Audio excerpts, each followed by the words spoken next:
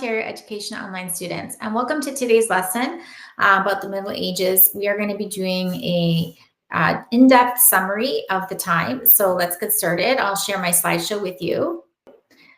Okay, so as we begin, we have different time frames of the Middle Ages. There's the beginning, which is also known as the early Middle Ages. And during this time, we have decline of the Roman Empire. The Northern Europe is starting to rise. We have new forms of government. We have the idea of Romanization of things, religion, language, laws, architectural government. Latin is big here. We're talking, when I say medium aevum means middle age. And it is the source of the English medieval word or English word medieval. Okay, so that's where that comes from. When we talk about separating the time frames, the early Middle Ages around 500 to 1000, so shortly after the fall of Rome. And then High Middle Ages is 1000 to 1250. And then the Late Middle Ages is 1250 to 1500. So that's about where the Renaissance picks up at about 1450. And so they kind of cross over. There's a little bit of crossover between the times, right?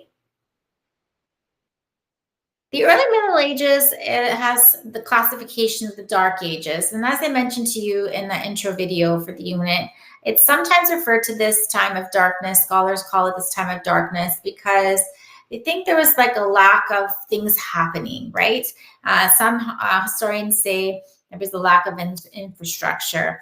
Others say it was actually dark, right? But others say it's also because not much changed, not much happened, not much was written down. We do see a rise of the barbarians at this time. The Roman emperors had granted the barbarian mercenaries land within the Roman Empire in return for military service because they didn't have enough of their own military service. And then those barbarians eventually became the new rulers of the time.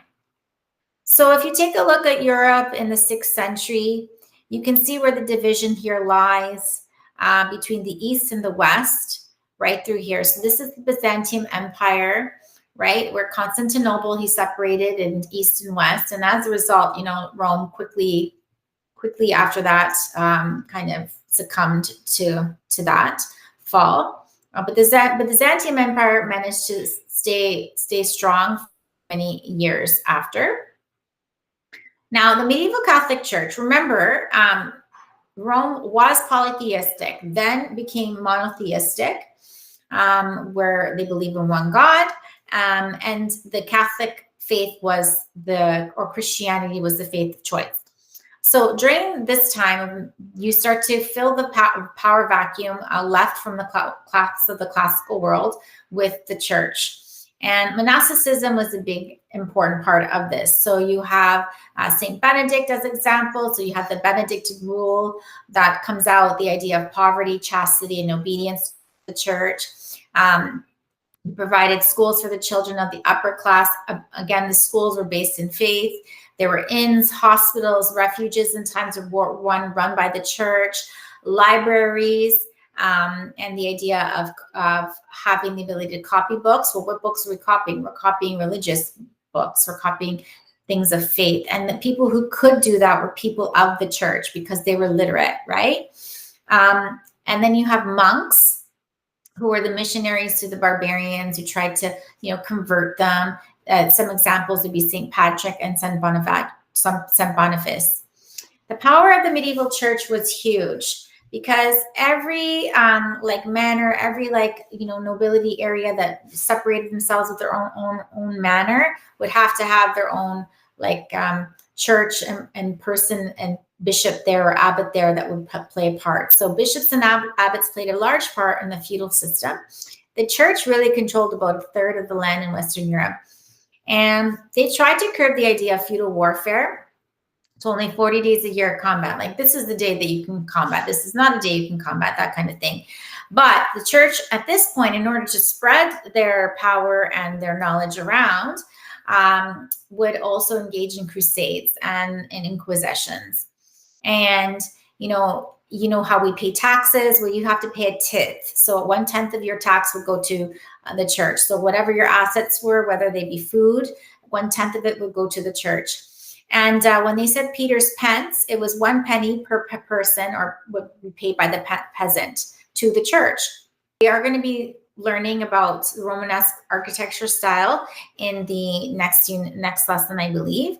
But you can see here there are rounded arches, barrel vaults, thick walls, very simplistic interiors, right? Now, if we're talking about a monk's day, there was some sleeping involved, church service, meditation and reading, work, and small times for eating. Okay, so there was dedicated to the church and church service. You had the people who would specifically be writing things down and translating things. So again, the monks would be the ones who were literate. Now, were the people literate? No. The people were predominantly illiterate. So they would have to rely on those in the church, you know, reading things and telling them what they're reading, because the regular people could not read. Okay, so this is an example of illuminated manuscript where there's that stuff written down, but then there's artwork attached to it. One of the first medieval universities I'm sure you've heard of is Oxford University. Came out in the 12th century. But you can see Cambridge is here. There are many, many, many medieval universities. See how many there are around Rome and in France. Okay, so Oxford University. And if you take a look at the structure, you have the very similar look, medieval kind of look to it. I don't know if any of you have been to Oxford University. If you've seen it before, I have. It is beautiful. And one of the things that they have is one of the world's largest libraries. It goes something like 12, 13 feet underground. It's incredible. Now, during the time of the Merovingians, the term Merovingian is derived from the leader of the tribe of Franks. And they were the first dynasty after the Romans, and they ruled for 300 years. So the first, one of the leaders was Clovis I, and he reunited the Frankish tribes, expanded territory. His conversion to Christianity won him support from the church. And he wrote the Salic Law, which assigned a specific financial value to everyone and everything. The concept of trial options like trial by oath or trial by ordeal also began during this time. And the Merovingians founded and built many monasteries, churches, and palaces, and they spread Christianity throughout Europe. The impact is that eventually this dynasty declined as the kings relaxed power and became more like figureheads instead, whereas the real power lay with the powerful officials and the leading aristocracy. So again, you can see this is the Frankish kingdom. You can see how much is being run by the Frankish kingdom, this dark, dark purple, all the way to 768 here in the Papal States. Here, Rome is still definitely part of that. Okay. Then you have the Carolingians. So you have the rise of the aristocratic Charles Martel. He dominated the Frankish kingdom in the 8th century. He confiscated land given to the church and began church reforms that would restore spirituality to clerical life.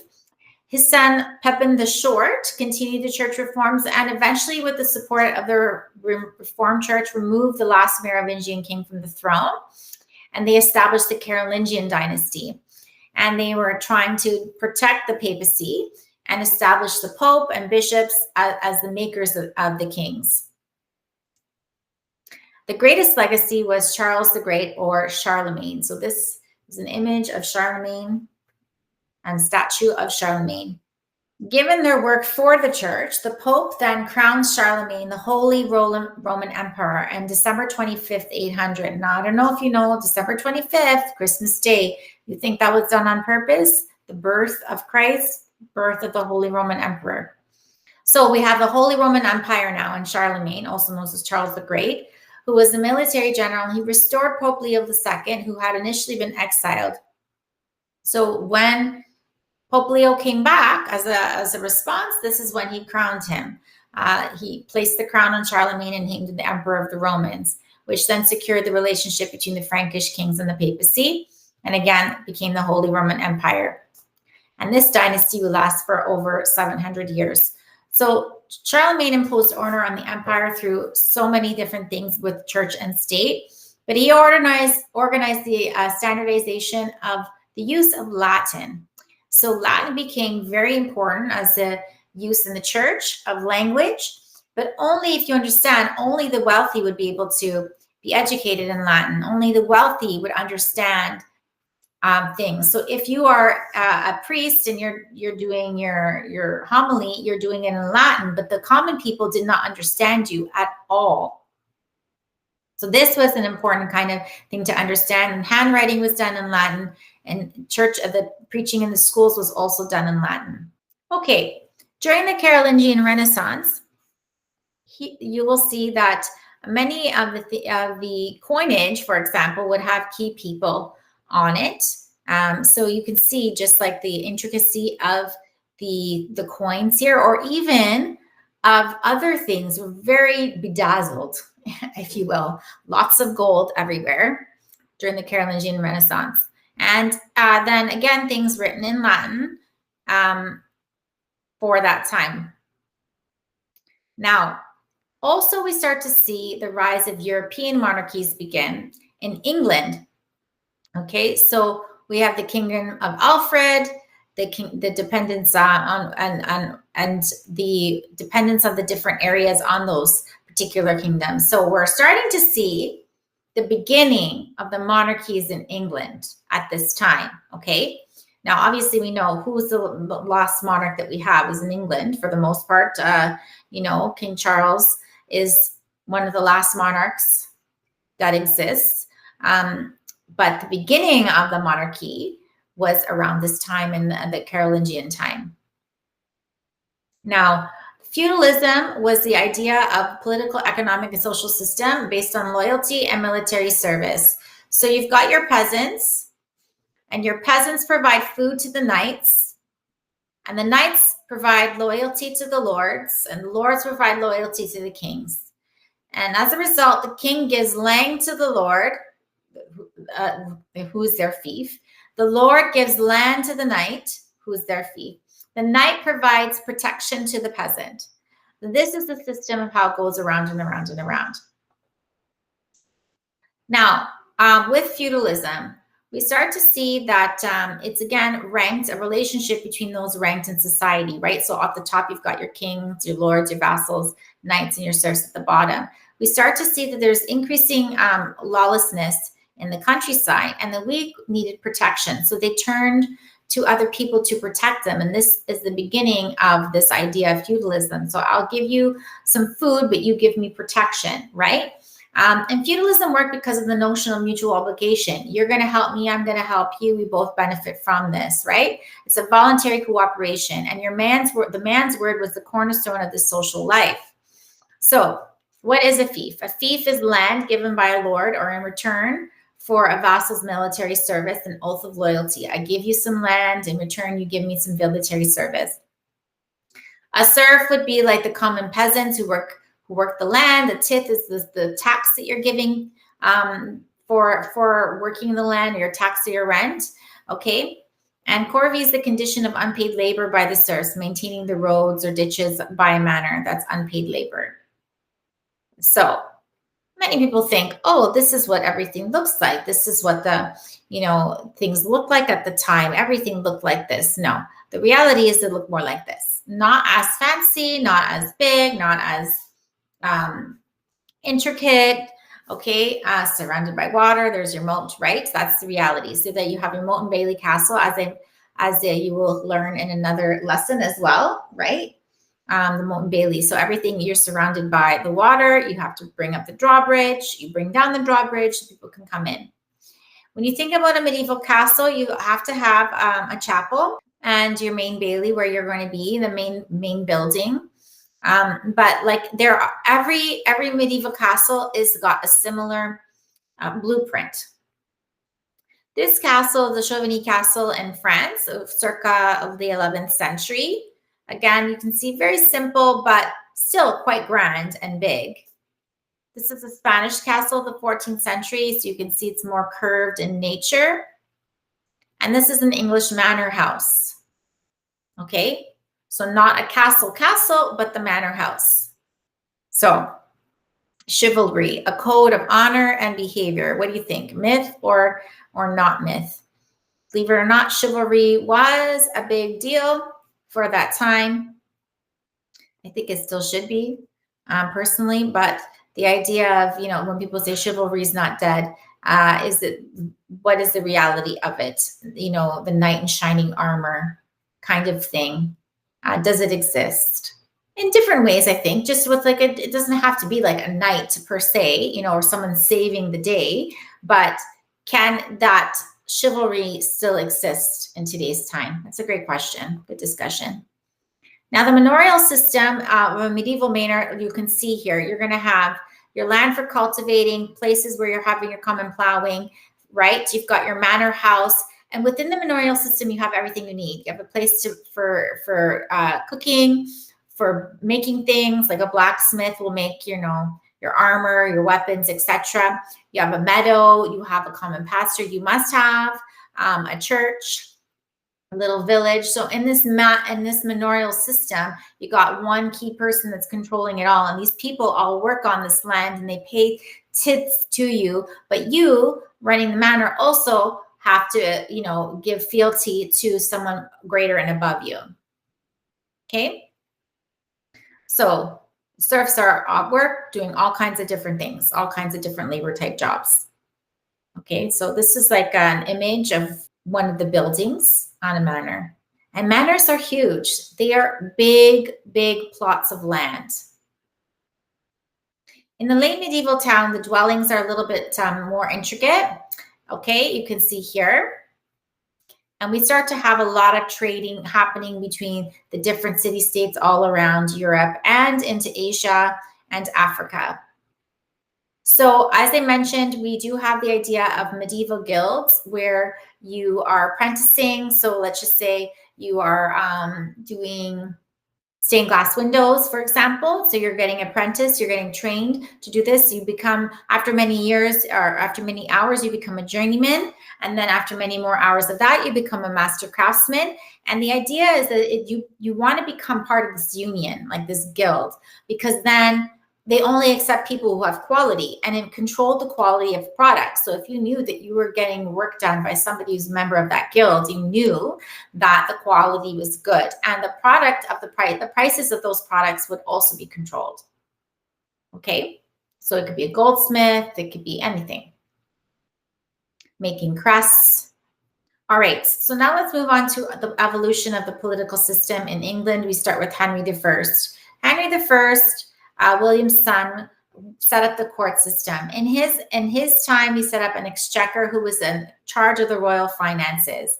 But Henry II established the principle of common law throughout the kingdom, where you have a trial by jury, not by just one person, by jury. You have a grand jury, right? Now, in 1215, King John I established something called Magna Carta, which was the idea that the king is not above the law. The monarchs are not above the law. The king had to consult the council and advisors, but they couldn't just randomly tax people arbitrarily. They couldn't do things beyond the scope of the law. They had to be with the law, on par with the law. And they had to have people in checks and balances with them. We also start to see the beginnings of British Parliament because you have this great council that you now have to go to for advice. And in this great council, you'd have merchants, middle-class merchants. You might have townspeople. In English, you would call it the burgesses. In French, you call it the bourgeoisie. In German, it's the burghers. And this was added by the end of the 13th century. And eventually, this Grand Council became known as Parliament. And in this parliament, you'd have two chambers. You'd have your House of Lords and your House of Commons. Your lords would be the nobles and the clergy. Your House of Commons would be your knights and the burgesses, the townspeople, the merchants, which again is not unlike today. So why is this Magna Carta so important? Well, it's the beginning of the parliamentary system in Britain, which in Canada, we are based off of that parliamentary system. And it really saw the diminishing of the powers of the monarch. Okay, so the king's no longer above the law. And the idea of divine right no longer exists. Okay, this led to civil war in the future, but ultimately the decision to share power is one of the main reasons why the British monarchy is still in place today. Because they were smart enough to understand that, okay, I can still have some power, but I need to give up some of that and share some of that. That's the reason why they still exist. Modern democracy was born at this point. So, through a common modern perception of Britain is a stuffy conservative state. The opposite, in fact, is really true because they were more liberal. They moved forward with the times sooner than other people did. They led the future of democracy and of a parliamentary system. So this was actually quite ingenious of the people of the time, right? One effect was the later acceptance of the capitalist idea and new money, which allowed Britain to become the preeminent power in the 18th century. And they remained that preeminent power for so many years. Like for so many years, they remained that power up until, I would say, World War II, when the United States took over. All right, so there you have the summary of the medieval times. And I hope that you fully understand the major concepts for that time. And if you've got questions, please contact me, let me know. But otherwise, continue with your work and have a great day.